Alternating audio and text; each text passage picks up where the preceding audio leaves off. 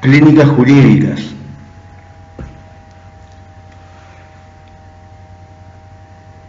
En la última clase entonces habíamos terminado de explicar las excepciones que se pueden oponer a la ejecución.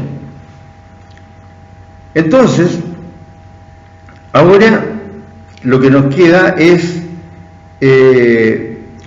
seguir avanzando en este mismo sentido para terminar este ciclo del juicio ejecutivo en las obligaciones de dar.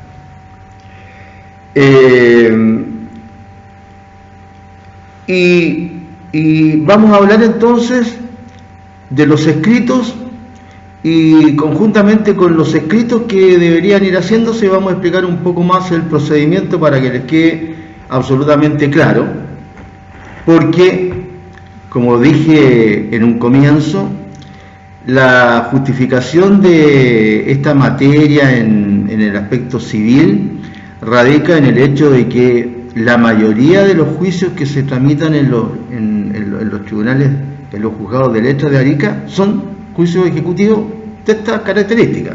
Es decir, estamos hablando acá de juicios de cobros de letra, de cheque, de pagaré, es decir, de documentos de crédito en general, que son la mayoría. Tanto es así que hay no solamente abogados que se dedican a la cobranza, sino que hay empresas que se dedican a la cobranza extrajudicial y básicamente judicial. Entre paréntesis, la cobranza extrajudicial ha venido disminuyendo drásticamente en los últimos años porque la gente ya no paga extrajudicialmente, casi siempre paga en los tribunales, aunque sea judicialmente, pero en los tribunales. A lo mejor ahí puede pagar, forzado. Bien, entonces habíamos cumplido, ¿no es cierto?, con el trámite de oposición a las excepciones.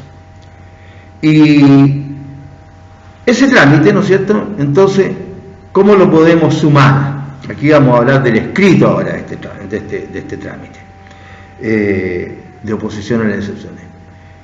Podemos sumarlo precisamente así. En lo principal opone excepciones. Hay algunos que le colocan en lo principal opone excepciones a la ejecución. Como les digo, no hay reglas exactas, pero hay ideas que se han ido creando con el tiempo, con la práctica. Entonces, en lo principal opone excepciones a la ejecución.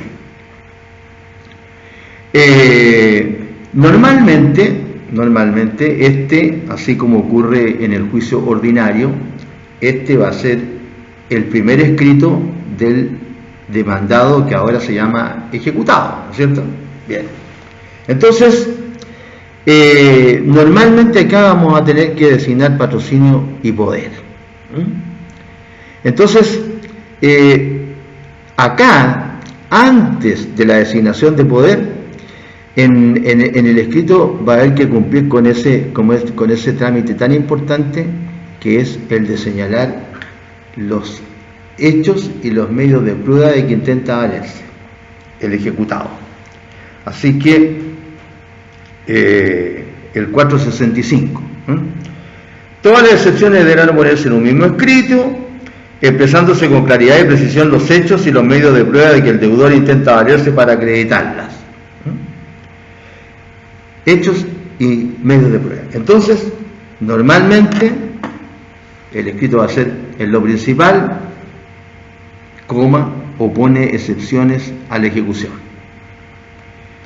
Primero otro sí, señala medios de prueba, normalmente. Y así ya estamos dando cumplimiento a este artículo.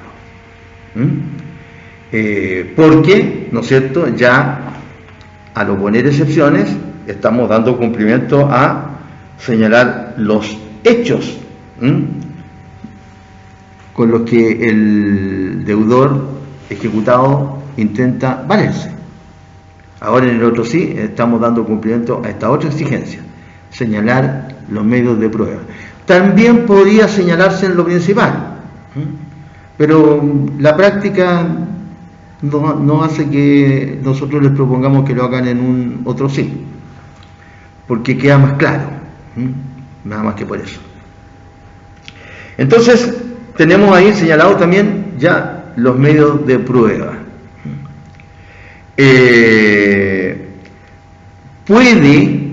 Puede, ¿no es cierto?, que ustedes al oponer excepciones, por ejemplo, la falta de algunos de los requisitos o condiciones establecidos por las leyes para que dicho título tenga fuerza ejecutiva, ¿no es cierto?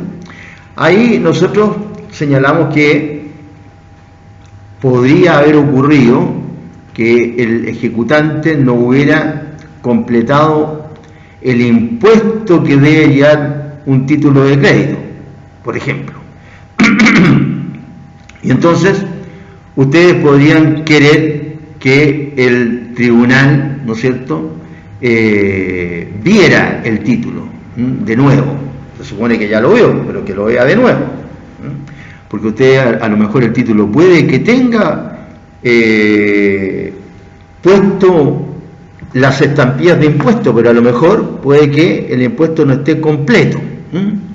Entonces ustedes a lo mejor van a necesitar que el juez vea de nuevo el título, porque a lo mejor ustedes dicen, mire, acá se está cobrando una letra de cambio por 7.800.000 y tantos pesos.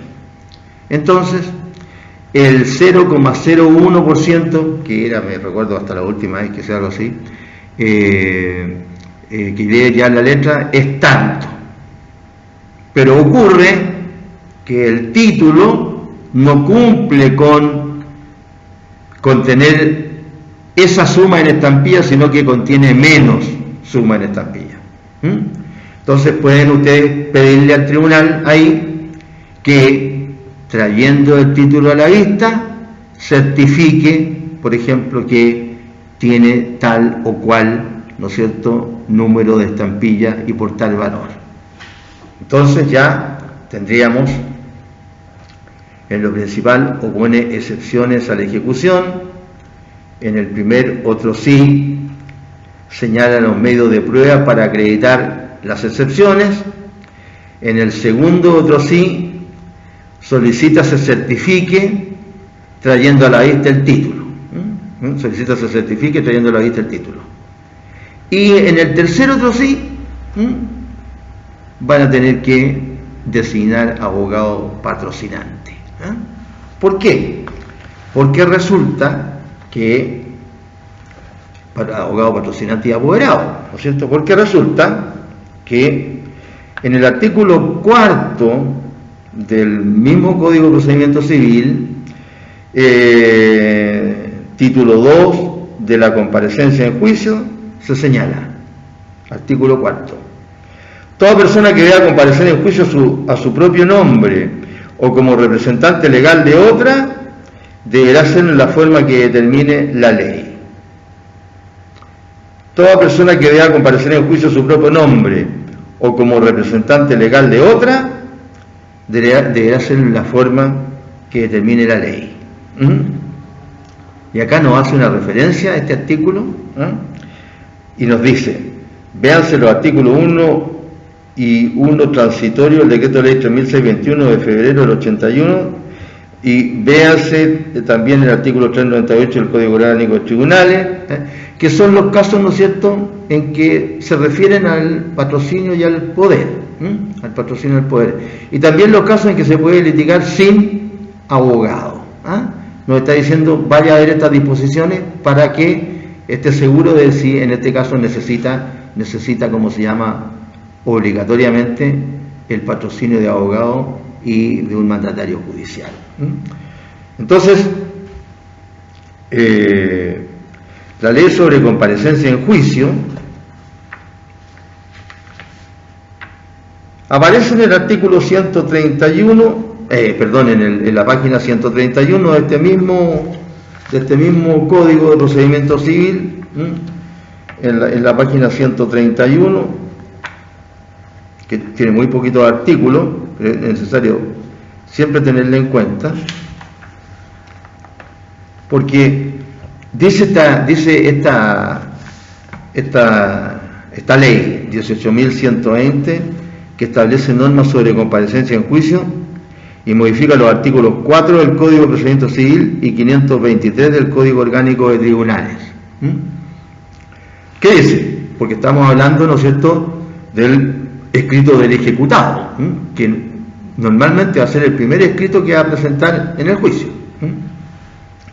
Entonces dice el artículo 1 de esta ley 18.120: la primera presentación de cada parte o interesado en asuntos contenciosos o no contenciosos ante cualquier tribunal de la República, sea ordinario, arbitral o especial, deberá ser patrocinada por un abogado habilitado para el ejercicio de la profesión.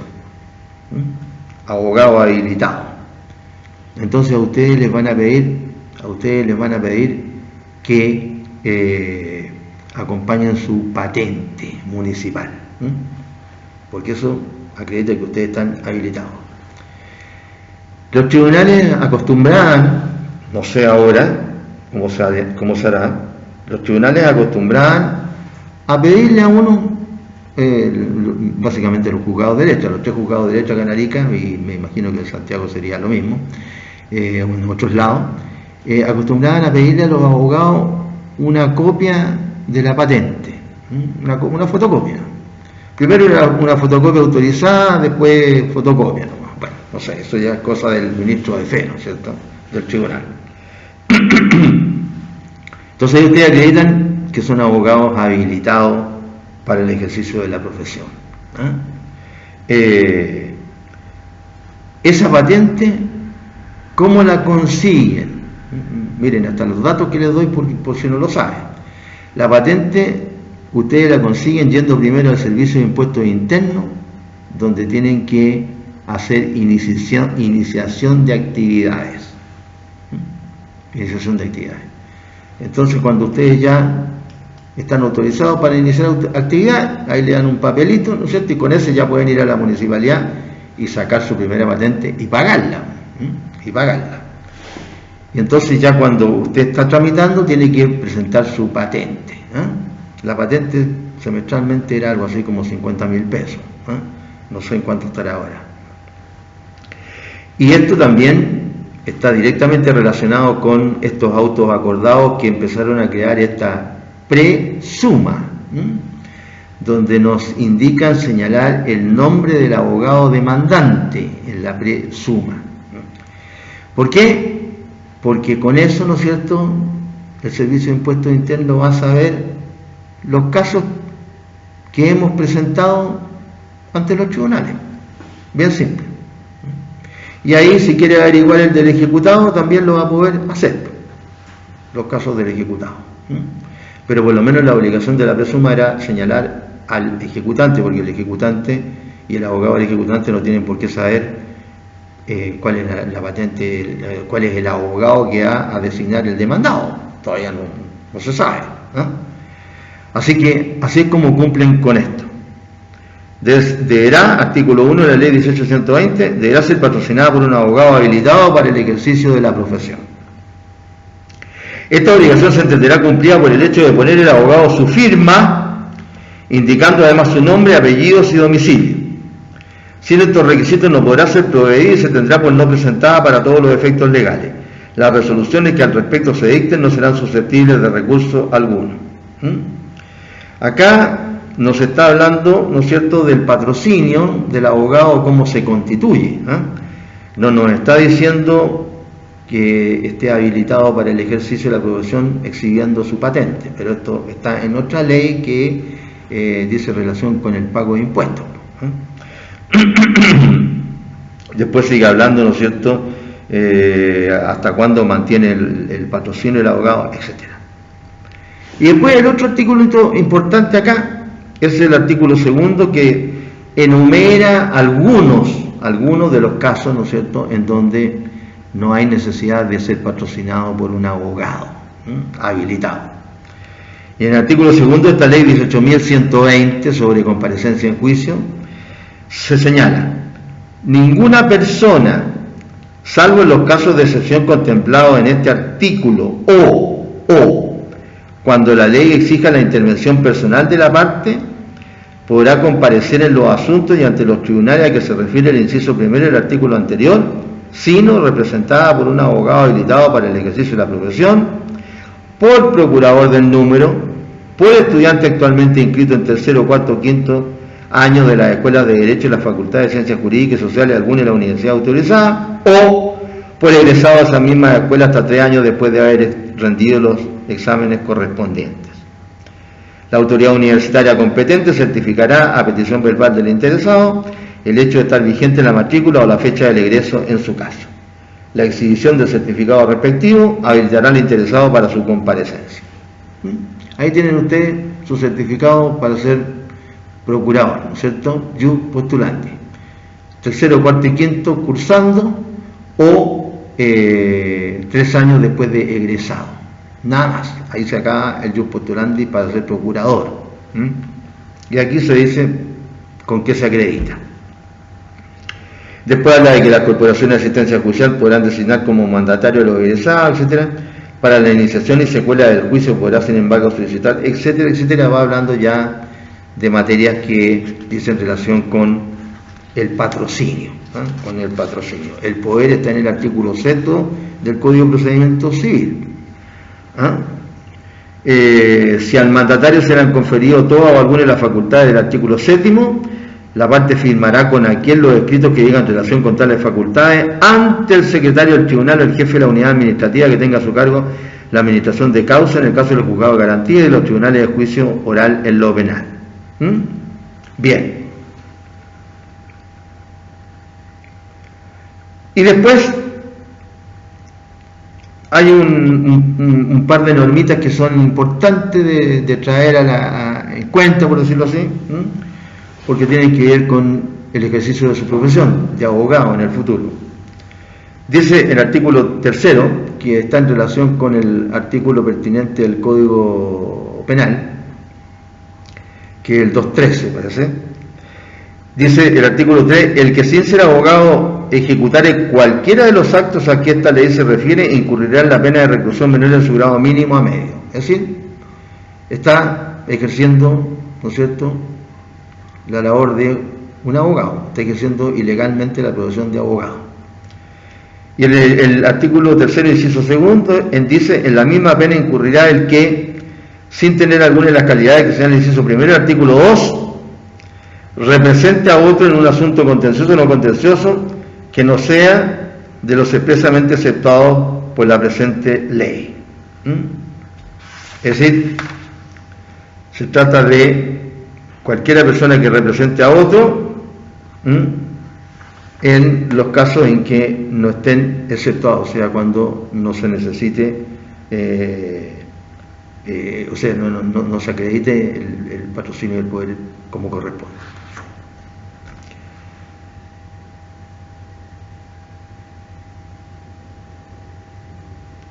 Después dice como se llama en el 4, ningún secretario o jefe de la unidad administrativa a cargo de la administración de causa de un juzgado de garantía o tribunal de juicio oral en lo penal autorizará un mandato para comparecer ante el respectivo tribunal sin cerciorarse previamente de que el mandatario tiene alguna de las calidades indicadas en el inciso 1 del artículo 2 de la presente ley. Lo que le dije entonces de que las personas tienen que comparecer, ¿cómo se llama?, representadas por un abogado, salvo en los casos de excepción contemplados en este artículo o cuando la ley exija la intervención personal de la parte.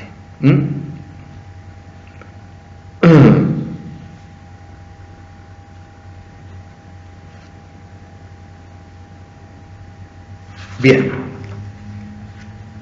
Y aquí hay un artículo que también es muy importante porque es no sé si es el único, no sé. Eso lo saben los profesores de Derecho Procesal, que se refiere a los procuradores del número. Artículo 5. Los procuradores del número deberán limitarse estrictamente, dice la ley. Los procuradores del número deberán limitarse estrictamente a los términos de su mandato y no les será lícito hacer acto alguno de abogado, salvo cuando posean este título y cumplan los requisitos legales que lo habiliten para ejercer la profesión. Claro, sí. Si el abogado sí puede realizar todos los actos de procurador del número. No obstante, los procuradores del número no podrán ejercer la profesión de abogado ante las cortes de apelaciones en que actúan.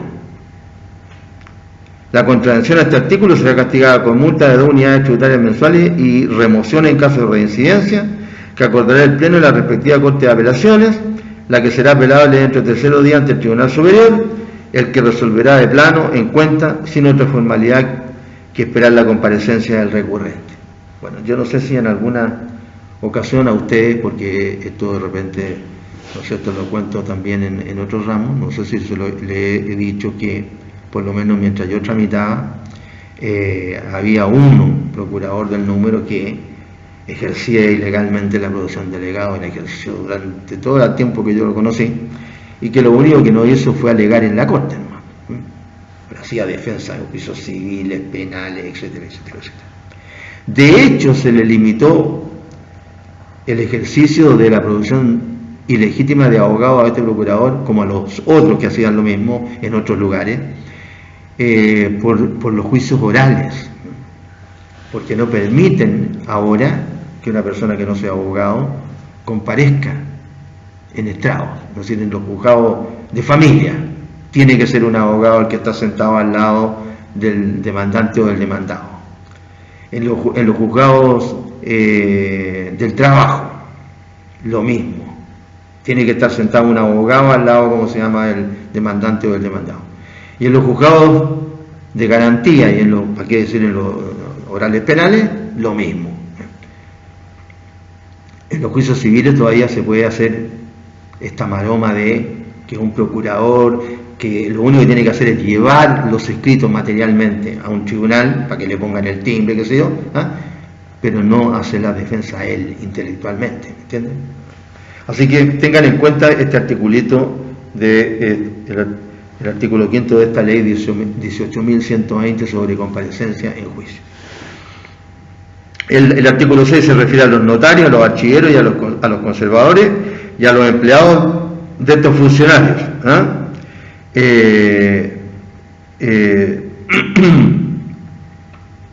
El artículo 7, los servicios de la administración del Estado, etcétera, etcétera, ya son normas de menor importancia. Así que ustedes tienen que cumplir cuando designen abogado, patrocinante y apoderado a través de una declaración en el escrito en que están oponiendo excepciones, en este caso, deberán cumplir con la designación de abogado, patrocinante y apoderado. ¿Cuál es lo que ocurre normalmente?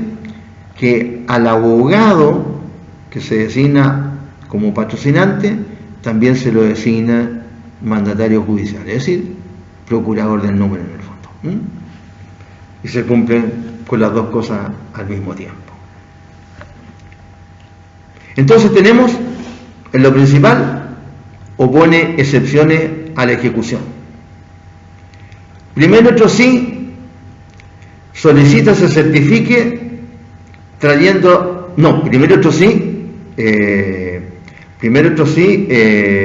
señala medios de prueba de las excepciones. Segundo, otro sí solicita certificado trayendo a la vista el título. Y tercero, otro sí, patrocinio y poder. Ahí tenemos la suma. Entonces, después, como todos los escritos, ¿no es cierto?, hay que cumplir con el 253 y 254. Tenemos la suma, después señalar el tribunal, SJL tanto y tanto, ¿no es cierto? Ya en la corte nos dijeron cuál era el juzgado de letra que nos tocaba, si el segundo, SJL, el segundo juzgado de letras de Arica. Ahí tenemos ya la otra. Y después ustedes, individualización de las partes, ¿no es cierto? Primero, el que está compareciendo, ¿no es cierto?, y que opone las excepciones, que es el ejecutado, y que puede hacerlo de dos maneras. La primera, que comparezca el ejecutado mismo, que vendría a ser la norma general, como en la mayoría de los juicios civiles y penales también, comparece como se llama el ejecutado mismo, se individualiza, Juan Pérez Gutiérrez, ¿no es cierto?, profesor, domiciliado en tal parte, en juicio ejecutivo, rol tanto y tanto, auxiadigo, caratulado Pérez Gutiérrez Juan, con Góngora Esquivel Patricio, auxiadigo. Y después, cuando empieza a relatar los hechos, ahí señala e individualiza al ejecutado, al demandado.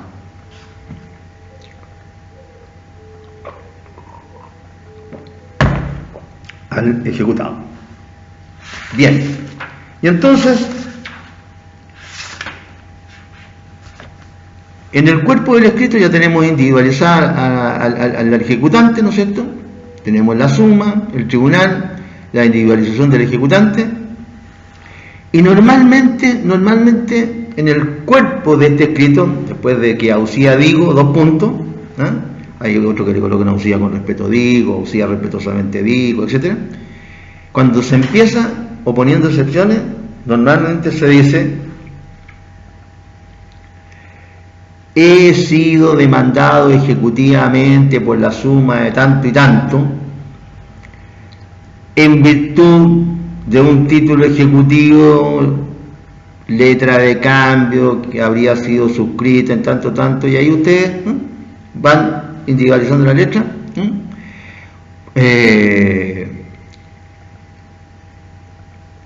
por el ejecutante tanto y tanto, ¿no es cierto?, en virtud de los siguientes hechos. Es decir, ustedes son el demandado. Perdón un segundo.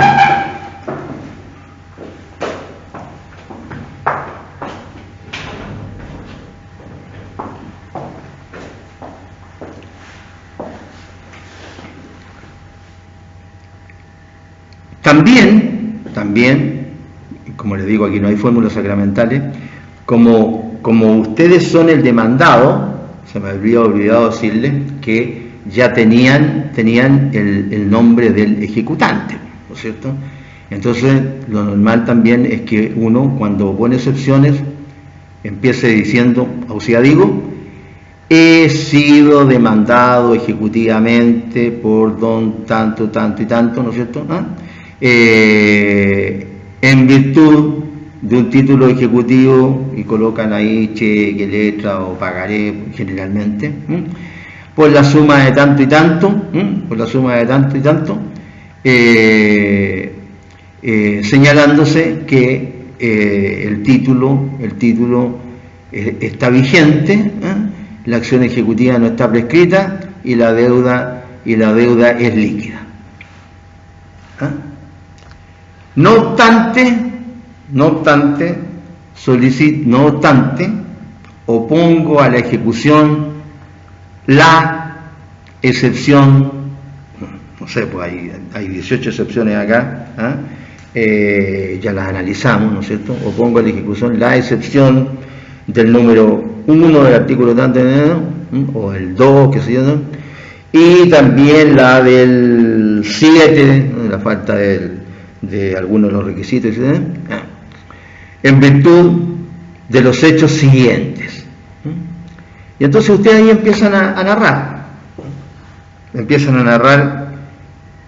al igual que como narraron cuando contestaron la demanda ordinaria, ¿no es cierto? Empiezan a narrar los hechos en que fundan su excepción, teniendo en cuenta el 465, que nos dice que todas las excepciones de la norma aparecen en un mismo escrito, y aquí es la parte interesante, expresándose con claridad y precisión los hechos, porque los medios de prueba que nos vamos a intentar valer, eso los vamos a señalar en el otro signo, ¿cierto? Los medios de prueba. Entonces, con claridad y precisión los hechos. Así que ustedes ahí tienen que ser lo más claros, precisos y completos, diría yo, posible, en la narración de la excepción que ustedes están oponiendo. En la excepción que ustedes están oponiendo. Aquí hay 18, así que como ya la hemos analizado, repito, no las vamos a analizar de nuevo. Así que se oponen la excepción de pago de la deuda, a señalar los hechos, etcétera, etcétera. Entonces, ustedes van a oponer las excepciones que procedan. Las excepciones que procedan. Porque no se olviden que acá siempre, en todo juicio, ustedes van a estar preocupados, diríamos, preocupados en el buen sentido de las costas, porque litigar no es gratis, y perder un juicio menos. Así es que si oponen excepciones solamente por oponerlas, las costas van a ser más altas que si no hubieran opuesto excepciones. Bien simple. Así es que ¿cómo se llama? Van a tener que ser claros y precisos en los hechos que fundamentan las excepciones. Y entonces,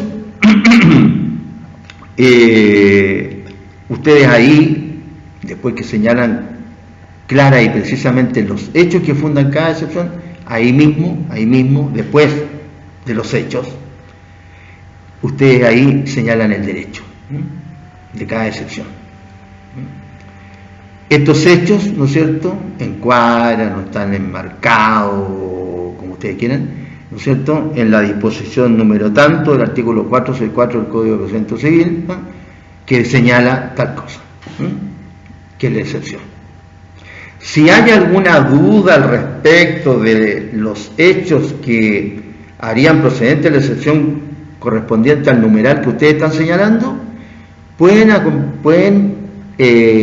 hacer referencia a una jurisprudencia en Chile no existe, pero pueden hacer referencia a algún fallo, sobre todo si es un fallo reciente, pueden hacer referencia a algún autor, etcétera, ahí mismo. Y dejan bien completita su excepción. Lo cual es muy importante porque ustedes le están diciendo al juez, oiga magistrado, fíjese que aquí ya hay gente que se ha pronunciado en derecho sobre esto, o por el fallo que citan, o los fallos que citan, o la literatura que citan.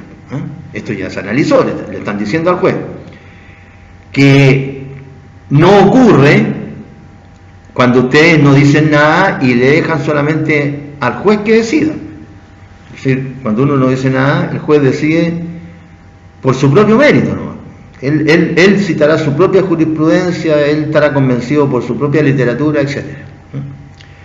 Bueno, y se oponen más de una excepción, a continuación la otra excepción, y, ¿cómo se llama?, clarito los hechos, y a propósito de los hechos, ¿no es cierto?, otra vez lo mismo, el derecho.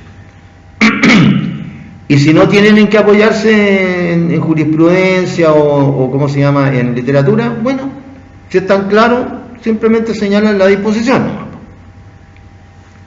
Y ahí tienen ya individualizadas las partes, ejecutante y ejecutado, y señalados los hechos y el derecho. Entonces, en realidad, la petición no estaría faltando, ¿no es cierto?, el por tanto. Entonces, normalmente el por tanto es, por tanto, sirva su usía, ruego ausía, o ausía pido, o ausía solicito, ustedes eligen. En mérito de lo expuesto y disposiciones mencionadas, tener por interpuesta excepción o excepciones a la ejecución. A la ejecución. ¿Cómo? Acogerla o acogerlas íntegramente. Y en definitiva, negar lugar a la demanda ejecutiva en todas sus partes, con costas. Con costas.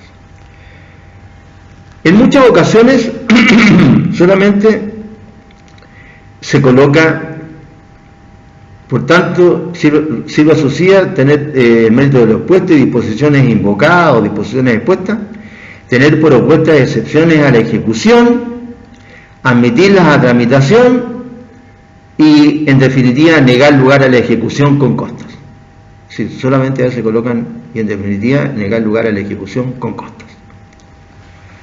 A mí me parecía mejor señalar y, en definitiva, negar lugar a la ejecución y rechazar la demanda ejecutiva en todas sus partes con costas.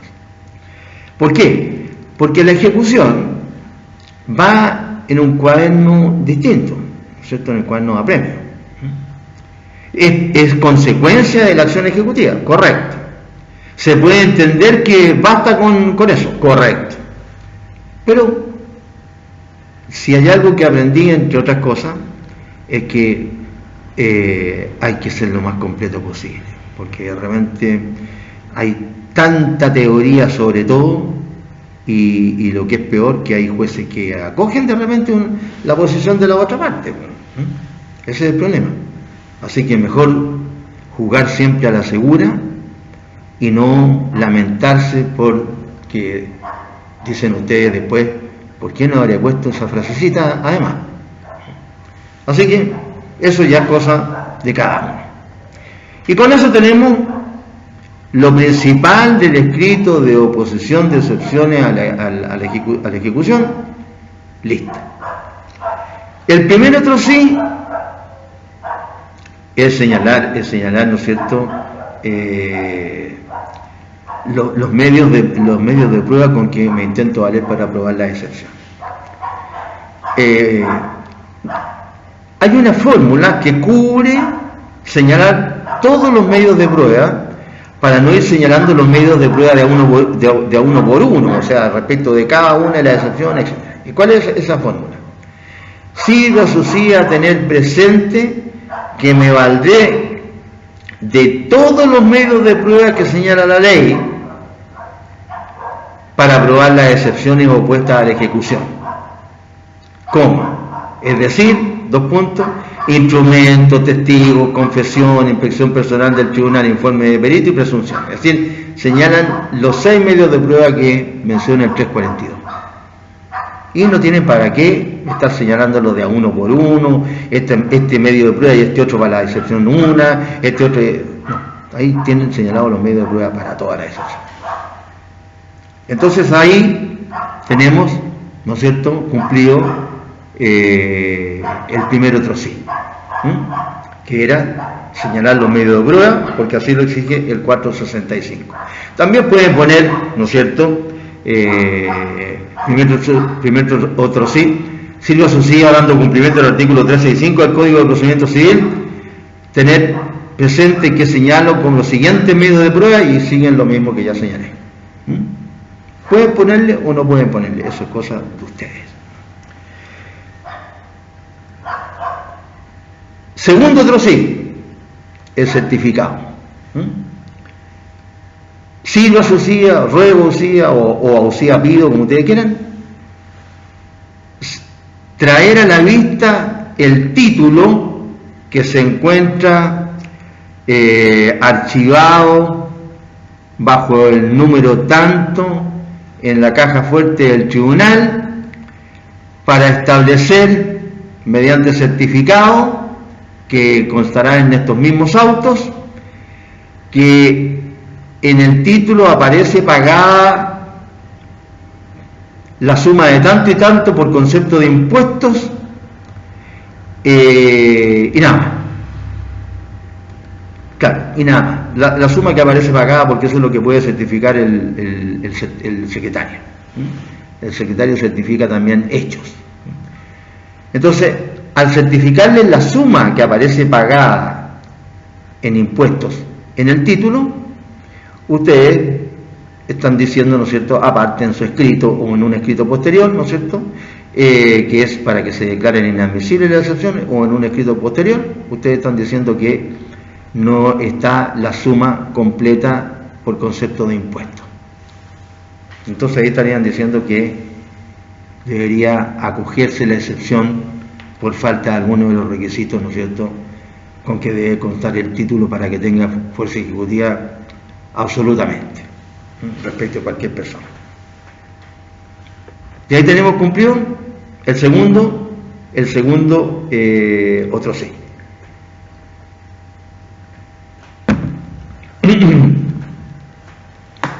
El segundo otro sí.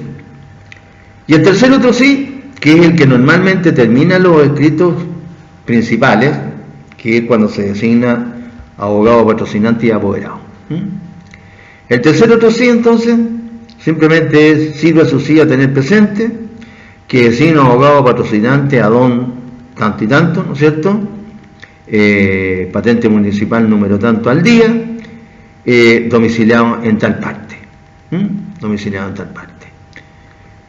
¿Quién firma esta presentación? Puede que termine ahí la designación. Pero puede que, y es la norma general, que para que sea más completo y cubra todas las posibilidades, ustedes señalen lo siguiente. El tercer otro sí, sirve a su sí a tener presente que designa abogado patrocinante a don tanto y tanto, patente municipal al día, número tanto, domiciliado en tal parte, a quien además confiero mandato judicial con las facultades de ambos incisos del artículo 7 del Código de Procedimiento Civil, coma, facultades que doy por enteramente reproducidas, coma, profesional que firme esta presentación. Punto. ¿Por qué? Porque está hablando el ejecutado, ¿no es cierto? El ejecutado. Y ahí tenemos nuestro ¿cómo se llama? Tercer otro sí. Ahora, respecto de estas facultades especiales del inciso segundo del artículo 7 del Código de Procedimiento Civil, ahí hay fallos en todas las direcciones posibles. En todas las direcciones posibles. Que me tocaron a mí en ¿cómo se llama? En los juicios, en algunas oportunidades. Porque hay jueces a los cuales no les basta que le digan confiero poder con las facultades de ambos incisos del artículo 7 que doy por expresamente reproducidas en todas sus partes. No le ha bastado al juez, no le ha bastado, sino que hay jueces que querían que uno le escribiera ahí, y las facultades de transigir, otorgar a los jueces facultades de ¿cómo se llama? ¿Cómo dice la ley? No es administradores, es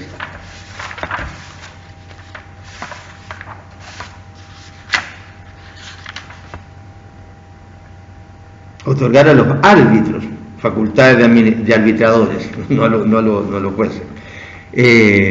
Entonces quieren que uno les copie todo eso. Yo creo que hay muchos fallos también que dicen que basta con la expresión esa que yo les señalo, que sean por enteramente reproducidas las facultades del artículo 7, de los dos incisos del artículo 7 del Código de Procedimiento Civil. Bueno, eso ya es cosa de ustedes, y bueno, me imagino que con el tiempo, no sé, pasaron tantos años en los que a mí me pasaron cosas de este tipo que no sé si podrá ir progresando los fallos que hay en tan diferentes órbitas en esta materia. Y ahí tendríamos nuestro escrito de oposición a las excepciones. Ahora, estoy partiendo de la base de que los escritos lo están presentando dentro de plazo y ante el tribunal que corresponde. Ante el tribunal que corresponde. Porque si se equivocan en el plazo y lo presentan un día después, ya no sacan nada con hacer un escrito muy bien redactado en los hechos y muy bien fundado en el derecho, porque ya están fuera de plazo. Ya están fuera de plazo. Así que, y ante el tribunal que corresponda. También en esto, porque aquí pasa de todo, yo les digo, y algunas veces ustedes hasta llegan a pensar mal, llegan a pensar muchas cosas. Porque, por ejemplo, si ustedes se equivocan de tribunal, esto pasaba antes, ahora no debería pasar nunca, porque que ahora hay que presentar el escrito con el número que tiene ese tribunal, porque si no, ese tribunal no acepta, ¿no es cierto?, ese número. Pero puede pasar que lo acepte. Puede pasar que lo acepten. Entonces, un número, ¿no es cierto?, corresponde a un tribunal, pero también corresponde a otro tribunal. Lo que varía muchas veces son las partes, ¿no es cierto?, y la materia. Pero puede haber coincidencia. En la época en que yo tramitaba, básicamente, que no es hasta hace muchos años atrás, ¿cierto?, de la computación empezó hace poco, lo empezaron a implementar con, ¿cómo se llama?, con estos autos acordados, que muchos los discuten, que son ilegales, porque se está haciendo una forma de tramitar, ¿no es cierto?, las causas, que no es la que establece la ley. Si la ley habla hasta de coser la foja, entonces no se puede hacer eso a través de un computador.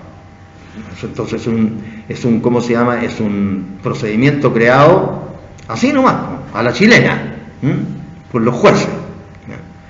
Así que antes uno podía ir a un tribunal a presentar el escrito y le ponían el timbre, y a lo mejor se equivocaba uno cuando presentaba el escrito y a lo mejor se equivocaba el que lo recibía también, porque tampoco estaba mirando cómo se llama esto, sino que después, cuando es de acuerdo con el orden administrativo dentro del tribunal, empiezan a ver los escritos a qué causa corresponden. Bueno, después se implementó, ¿no es cierto?, el hecho de que con ese sistema había que traer el expediente, que sí, pero a veces no estaba el expediente, porque a veces se desaparecían los expedientes, ¿no? Justo cuando estaba en el último día del plazo, el expediente no aparecía. Vamos, no está el expediente, lo vamos a buscar, y no aparecía, y ustedes tenían que presentar el escrito. Entonces, estas cosas pasan, o pasaban, ahora pasarán otras con el computador, no sé. Entonces, hubo fallos en su momento en que un abogado presentó el escrito en otro tribunal y la parte que haya presentado el escrito equivocado solicitó que se lo tuviera presentado en el tribunal, ¿cómo se llama?, que correspondía, y se accedió a su solicitud, pero como estaba fuera de plazo, la parte contraria pidió que se lo tuviera por no presentado dentro del plazo, porque llegó fuera de plazo.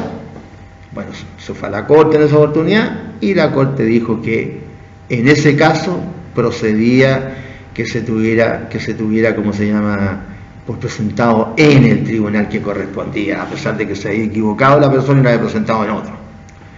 Pero después conocí otros casos al revés y que dijeron lo contrario. Así que por eso tienen que andar siempre como litigantes astutos, no de mala manera, pero astutos, porque pasa o pasaba, espero que pasaba cualquier cosa. Bien, entonces ahí, bueno, le podría contar 80 anécdotas, imagínense la cantidad de juicios que tuve. Bien, ahí tenemos nuestro escrito de oposición a las excepciones. Me da la luz del atardecer, así que por eso si de repente ven que me corro para el lado, es por la luz que me da el sol. Eso es el escrito que tenemos de oposición a la ejecución, escrito de oposición de excepciones. ¿Qué es lo que sigue? Aquí anoté en mi cuadernito que tengo, escrito de oposición de excepciones, después no se me había, porque hay que anotarlo, ¿no?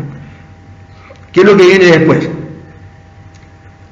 También viene o puede venir una situación jurídica, ¿no es cierto?, procesal, que ya les he mencionado, pero que debería también mencionarlas de nuevo, y por eso se las voy a mencionar. Puede que no se presenten excepciones a la ejecución. No se presentaron, por un montón de razones. No se presentaron excepciones a la ejecución. En la otra situación, ¿no es cierto?, le notifican el requerimiento a una persona y tiene, regla general, 4 días para oponer excepciones. Desde la fecha en que es requerido de pago. No desde que le notifican la demanda ejecutiva, que puede coincidir, pero no necesariamente. Entonces ustedes tienen que oponer excepciones dentro del plazo que señala la ley. Pero puede que no opongan excepciones, como digo, por muchas razones. Por muchas razones. ¿Qué es lo que pasa en esa situación? Artículo 472, que este es el que ya me refería a él, pero igual para que me quede ordenadita la explicación. 472. Y comienza diciendo tal cual. Si no se oponen excepciones, se omitirá la sentencia y bastará el mandamiento de ejecución para que el acreedor pueda perseguir la realización de los bienes embargados y el pago de conformidad a las disposiciones del procedimiento de apremio. De conformidad a las disposiciones del procedimiento de apremio. ¿Qué significa esto así en fácil, en simple? ¿Qué significa? Significa que al no ponerse excepciones, ¿no es cierto?, hay que el ejecutante presenta un escrito en el que solamente solicita un certificado. Se certifique, perdón.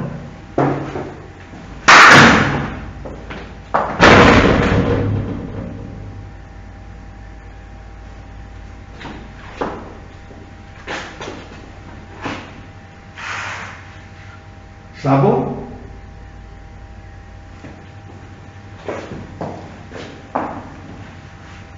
Perdón, ahí corrí la cortina y ahí quedó más. El escrito entonces en esta situación es solicita se certifique o solicita certificado, como ustedes quieran. Entonces ustedes presentan un escrito que dice solamente se certifique. SJL, individualización de las partes, auxía digo. Solicito se certifique que el ejecutado legalmente notificado no opuso excepciones a la ejecución dentro de plazo. Punto. Por tanto, ruego auxía ordenar al secretario del tribunal que certifique el hecho señalado. Punto. Nada. Entonces el secretario, que es el ministro de Fe, va a certificar ese hecho, que no se opusieron excepciones a la ejecución dentro de plazo. Porque puede que no ponga nunca excepción a la ejecución, pero a lo mejor puede que, ¿no es cierto?, ustedes son abogados diligentes y están preocupados de que a lo mejor no pusieron excepción a la ejecución dentro de plazo y fueron a ver y constataron que efectivamente no habían presentado excepción a la ejecución. Y presentaron el escrito, si era hora para presentarlo.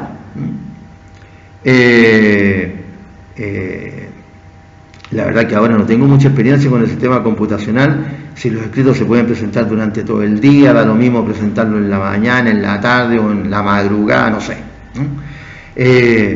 Y entonces, ¿cómo se llama? El secretario tenía que certificar que no habían opuesto excepciones a la ejecución dentro de plazo.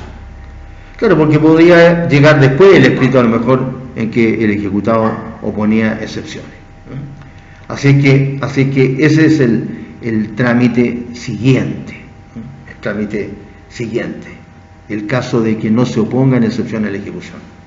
Y en la práctica, ahí con el solo mandamiento, como dice la ley, con el solo mandamiento de ejecución y embargo, se va a continuar el procedimiento de apremio para perseguir la realización de los bienes embargados y el pago.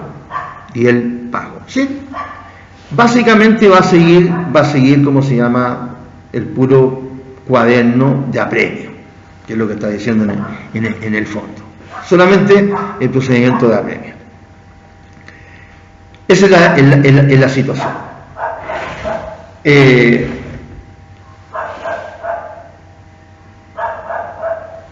¿Qué puede ocurrir también acá? Aquí también puede ocurrir que el ejecutante que es dirigente y ante el escrito de oposición de excepciones a la ejecución que había presentado este ejecutante, presente el escrito en que solicita se declare inadmisible la o las excepciones opuestas. Sobre esto ya les había hablado yo también. Sobre esto ya les había hablado o les había mencionado. Y este escrito, ¿no es cierto?, derivaría de lo que dice el artículo 466, que dice: del escrito de oposición de excepciones se comunicará traslado al ejecutante, dándosele copia de él para que dentro de 4 días exponga lo que juzgue oportuno. Es decir, al ejecutante le dan los mismos días que tuvo el ejecutado para poner excepciones, para decir lo que él piensa de esas excepciones. Y continúa el 466 en el inciso que sigue: vencido este plazo de 4 días, haya o no hecho observaciones el demandante, se pronunciará el tribunal sobre la admisibilidad o inadmisibilidad de las excepciones alegadas. Y concluye en el inciso tercero de este artículo 466: el legislador, si las estima inadmisibles, las excepciones, o si no considera necesario que se rinda prueba para resolver, dictará desde luego sentencia definitiva. En caso contrario, recibirá a prueba la causa. En caso contrario, recibirá a prueba la causa. ¿Cuál es la situación o la regla general o la situación general? La situación general es que el juez, una vez que se presentan las excepciones, ¿no es cierto?, ordena recibir la causa a prueba y señala los hechos controvertidos. Eso es la regla general. No tiene tiempo el juez, el señor magistrado, para andar analizando las excepciones, etc. Eso lo verá después. Después lo verá. Y a mí no me recuerdo si me tocó un caso en que se haya declarado por el juez inadmisible una excepción de vuelta. No sé, a mí no me tocó, a lo mejor a otros le tocó. Deberían ser situaciones, ¿no es cierto?, en que el ejecutado o ha redactado muy mal las excepciones, tanto en los hechos como en el derecho, o no tienen ninguna consistencia los hechos basados en el derecho que se invoca, etcétera, para que las declaren admisibles. A mí, como les digo, no me recuerdo que me haya tocado que se haya ¿cómo se llama?, resuelto así en un juicio ejecutivo, declarar inadmisibles las excepciones. Porque el escrito de oposición de excepciones a la ejecución sería equivalente a ¿cómo se llama?, al escrito en donde en el juicio ordinario el demandado contesta la demanda. Y se supone que este escrito de contestación es tan importante como el escrito de demanda mismo, que es de la otra parte. Entonces es donde mejor deben estar redactados los hechos y el derecho. Son los escritos fundamentales. Entonces, para que un abogado, ¿no es cierto?, redacte mal los hechos o no los justifique en derecho, es difícil, no es imposible. Hay abogados tremendos a través de todas las épocas. Yo me acuerdo que cuando antes de venirme de Santiago, me acuerdo que nos había llegado a todos los que tramitábamos en materia penal una copia de una querella que habían rechazado en el tribunal, la habían declarado inadmisible, y una resolución bien denigrante, que para el abogado, algo así como atendida la desfachatez, una cosa así, atendida la desfachatez para redactar y para apreciar los hechos y el derecho, se declara inadmisible esta querella que ni siquiera se entiende por un letrado. Una cosa así, claro, porque en realidad había que leerla, un desastre.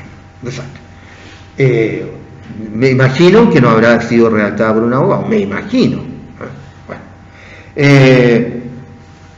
Y entonces, claro, como es importante hay que ser cuidadoso. Entonces, con este escrito principalísimo, hay que ser cuidadoso. Entonces, es difícil, por esa razón, que se declaren inadmisibles las excepciones. Y lo normal es que se reciban las excepciones a prueba. Que se reciban las excepciones a prueba.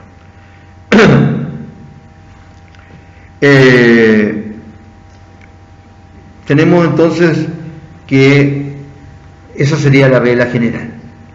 Y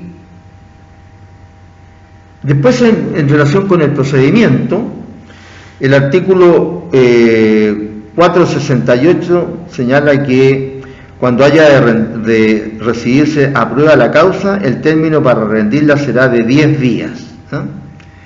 Esta norma, que acorta el plazo del término probatorio de 20 días en el juicio ordinario a 10 días, va en muy directa relación con lo que dice la primera parte también del artículo siguiente, que es el artículo 469, que dice: la prueba se rendirá del mismo modo que en el juicio ordinario. O sea, nos está diciendo, mire, acá es lo mismo que en el juicio ordinario, con alguna variación que otra. Perdón.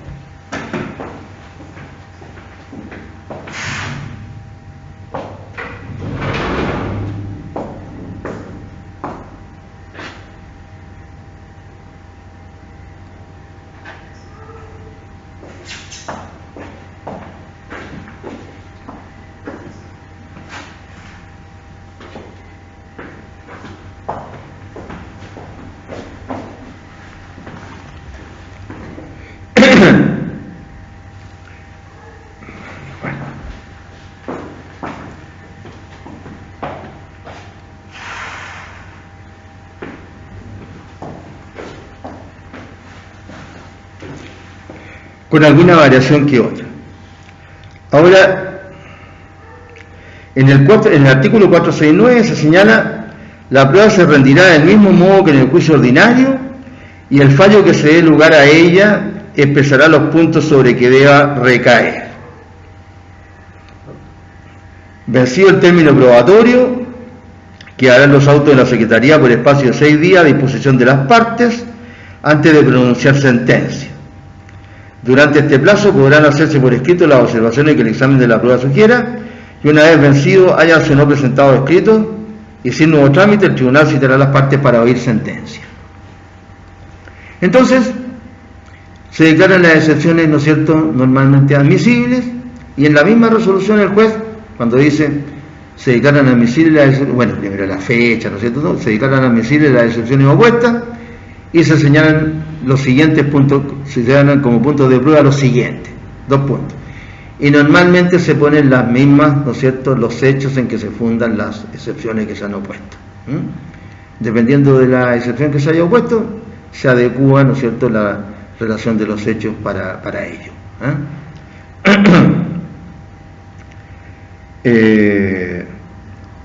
Y también, igual que en el juicio ordinario, ¿no es cierto?, se tramite igual que en el juicio ordinario, lo que hay que tener en cuenta es que se acorte el plazo para rendir la prueba.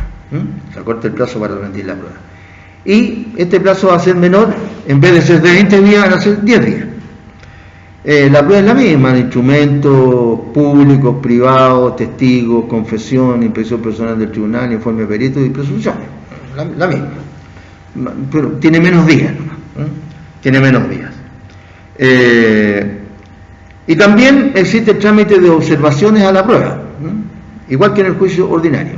Eso lo mencionamos, ¿no es cierto?, a propósito del juicio ordinario. Las excepciones, las observaciones que el examen de la prueba merezca. Las observaciones que el examen de la prueba merezca. Así que, ¿para qué vamos a reincidir sobre lo mismo? Sobre lo mismo.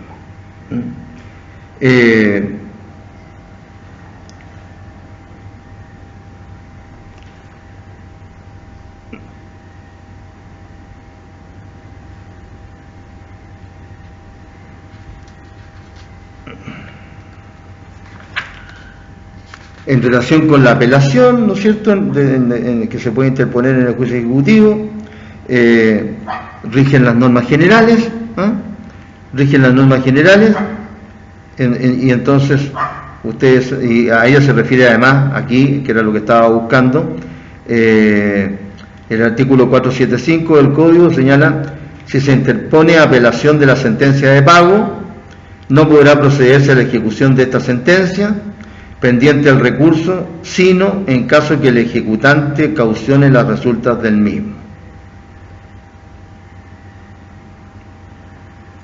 Entonces, si hay apelación en una sentencia que ordena pagar una suma de dinero, no se va a poder seguir adelante a menos que se caucione por el ejecutante, ¿no es cierto?, el juicio mismo. Bien, eso es lo que podemos decir en este segundo tipo de juicios, que yo he querido traerlos a colación ahora que estamos en esta situación, porque para los efectos de colocar la segunda nota nos vamos a tener que referir a un solo trámite, que es el trámite en el que ¿cómo se llama?, vamos a explicar, ¿no es cierto?, cómo se realiza, ¿no?, para que ustedes, y vamos a tener que dar unos delitos, ¿no es cierto?, un cierto tipo de delitos para que ustedes hagan sus escritos, ¿no?, sus escritos, que es el escrito de alzamiento, ¿no es cierto?, de una medida cautelar personal de prisión preventiva. Entonces, es diferente si se trata de un delito que tiene una pena a que si es un delito que tiene otra pena, ¿no? Entonces, y delitos más o menos conocidos, en donde no hay que saber tanto en relación con el delito, salvo leerlo, y porque ustedes ya han estudiado la teoría del delito, ¿no es cierto? Entonces, por eso que he estado completando con estas clases, y buscando algún otro tipo de juicios que sean de los que más ocurren, como estos.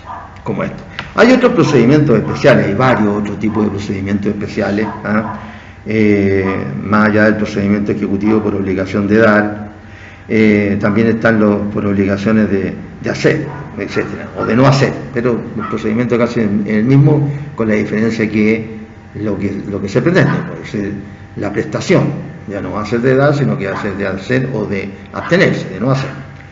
Así que por eso es que nos seguimos con los mismos.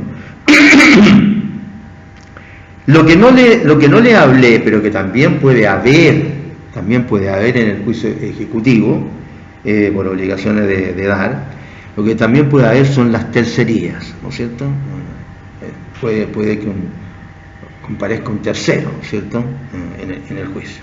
Por ejemplo, de repente lo que más ocurre, que de repente la cosa embargada no pertenece al ejecutado, sino que pertenece a un tercero. A lo mejor ustedes embargaron un vehículo del ejecutado, pero el vehículo no es del ejecutado, porque ¿cómo hace normalmente la parte? Permiso.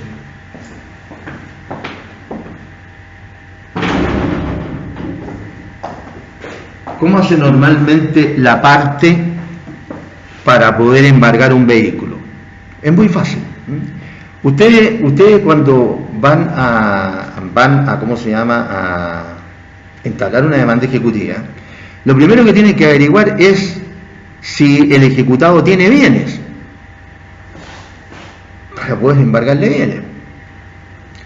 Porque no sacan nada con hacer todo un juicio ejecutivo, llegar al final del juicio y no tener embargado ningún bien.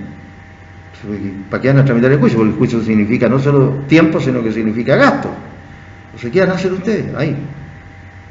Entonces tienen que tener un bien o más bienes para poder embargar. Entonces, no sé, pues ahí le pregunta uno normalmente a la parte que uno representa, al ejecutante, que estamos hablando del el que va a solicitar el embargo. Le preguntan a usted, oiga, este señor, esta señora, etcétera, el que va a ser el demandado, ¿le conoce bien a usted? Y entonces a lo mejor la parte que los contrata a usted le dice, sí, es dueño de la casa que habita. Ah, bueno, ya. Entonces ahí tienen que ir ustedes al conservador, averiguar en el conservador, ¿no es cierto?, la inscripción del bien raíz, averiguarla. Y cuando la tengan, ¿no es cierto?, ahí en el escrito de demanda ejecutiva solicitan, ¿no es cierto?, el embargo de la propiedad del ejecutado, inscrita fojas tanto, número tanto, del año tanto, del conservador de bienes raíces de Arica en este caso, ¿no? Es decir, ustedes embargan bienes. O en el caso de vehículos, que es lo que es más difícil que, ¿no es cierto?, que un bien, si no está, ¿no es cierto?, ahí hay una presunción legal, pues, ¿no es cierto?, que la inscripción es la que acredita dominio. Entonces ahí es más difícil que el ejecutado diga que no es de él la cosa, ¿no?, salvo que esté en comunidad, pero eso ya es otra situación distinta. Pero en el caso de los vehículos no. ¿Ustedes qué hacen para, si saben, ¿no es cierto?, llega todos los días la persona a tal parte en su vehículo? Pero ustedes, ¿cómo prueban que ese vehículo es de esa persona? Le sacan anotan la patente y se van al registro civil de identificación. Ahí en la calle Chacabuco. Van ahí. Pagan una suma, no me acuerdo cuánto será en este momento, 3.000 pesos, una cosa así, y les van a dar el certificado. Y ese certificado constituye presunción de dominio del vehículo, a nombre de la persona cuyo nombre aparece inscrito. Constituye presunción de dominio. Entonces ahí tienen, ¿no es cierto?, ¿cómo se llama?, el nombre de la persona que se presume que es. Pero es una presunción, y es una presunción simplemente legal. Es una presunción legal de dominio. Así que podría el vehículo no pertenecer a esa persona. Lo que ocurre, ¿qué es lo que ocurre? Hay mucha gente que vende un vehículo o a un amigo o a un, ¿cómo se llama?, o a cualquier persona, ¿no es cierto?, y no cumple con el trámite para que se haga la transferencia. Entonces el vehículo sigue figurando a nombre de la persona anterior, mientras no se inscribe con la persona nueva. Así que ¿cómo se llama?, puede que haya una equivocación y ahí podría interponerse una tercería de dominio, de posesión, de prelación, etc. Bien, voy a buscar otro procedimiento civil de los que también se utilizan bastante para que podamos conversar al respecto en materia civil antes de empezar a hablar de la materia penal. En todo caso, quisiera señalarles que estoy corrigiendo los trabajos de ustedes, no corrigiéndolos como corrijo una prueba, pero tomando las apreciaciones. Y para eso, ¿no es cierto?, de todos los escritos que tenemos, que son demanda prejudicial precautoria, demanda ordinaria, contesta demanda oponiendo dilatoria, contesta demanda oponiendo perentoria o alegaciones o defensa, réplica, dúplica, escrito de proponer que se reciba la causa prueba y propone los hechos controvertidos, acompaña documentos públicos y o privados, lista de testigos y minuta de pregunta, confesión de parte, inspección personal del tribunal, informe de perito, escritos, pidiendo eso, observaciones a la prueba, solicitud para que se dicte sentencia y apelación de la sentencia definitiva. Evidentemente que lo que más rehizo son los escritos principales, ¿no es cierto? Por ejemplo, el escrito de demanda ordinaria, el de contestación de la demanda ordinaria, el escrito en el que ustedes proponen recibir la causa y proponer los hechos controvertidos, el escrito, ¿no es cierto?, en que se pide dentro de las pruebas la confesión de parte para ver si entendieron cómo se pide esa diligencia, el escrito de observación a la prueba, por ejemplo, y después el escrito de apelación de la sentencia. Es decir, hay escritos principales, porque como ustedes comprenden, es mucho más difícil corregir pruebas, sobre todo en este caso que son tantos escritos. No pude pedir, ¿no es cierto?, que me fotocopiaran en la universidad todos los escritos de ustedes, porque imagínense, son 16 escritos de cada uno, y unos más largos, otros menos largos, entonces cada uno, no sé, pues cada uno se vendrían a hacer, no sé, unas 50 páginas cada uno. Entonces 50 páginas por casi 80, 8, sí, no sé, pues son como 3 millones de páginas, bueno, no tanto, pero ¿ah? Y además es más difícil corregir, porque uno en el papel va ahí mismo, ¿no es cierto?, tachando, que se o poniendo una frase. Así que por esa razón les doy la explicación de por qué no le he puesto la nota ya, pero va a estar puesta oportunamente y en relación con la segunda nota que vamos a poner, todo en su momento, y todos los alumnos van a tener la posibilidad de, si tuvieran algún problema, etcétera, porque como tienen tantos problemas, entonces, bueno, así que no va a ser problema de forma, sino que de ver si saben o no saben. Así que por eso es que todavía no le entregamos las notas. Bien, jóvenes, cualquier cosa no se olviden, se comunican o me mandan un correo a mí o se lo mandan a la ayudante. Hasta la próxima clase.